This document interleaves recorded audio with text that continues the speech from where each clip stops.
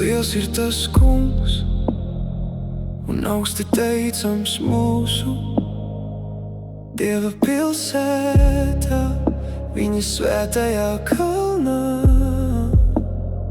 Diženi paceļas Ciānas kalns, visas zemes prieks ziemeļu pusē. Īsta lielā ķēniņa pilsēta. Dievs tās pilīs ir atzīts par drošu patvērumu, jo redzi valdnieki pulcējās kopā un lauzās tai virsū. Bet, kad viņi to ieraudzīja, viņi samulsa, iztrūkās un bēga.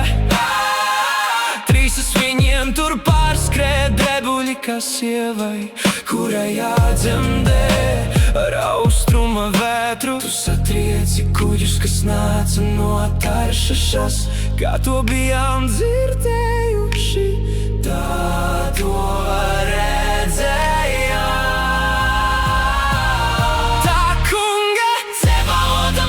Dieva pilsētā, Dievs to nostiprinājis uz mūžu mūžiem. Mēs pieminam Tavu žēlastību, ak, Dievs, Tavā svētajā namā, kā Tavs vārds Dievs, tāpat arī Tava slava sniedzas līdz pasaules galiem. Tava labā roka ir svētības pilna, Ciānas kalns, lai priecājas un Jūdas meitas, lai līksmo par Tavām tiesām. Ai, tā visapkārt ap Ciānu apstaigājiet to no visām pusēm.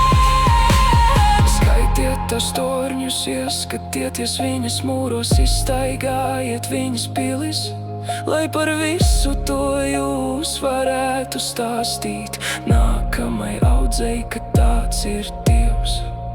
Mūsu Dievs, kas mūs vadīs mūžu mūžos.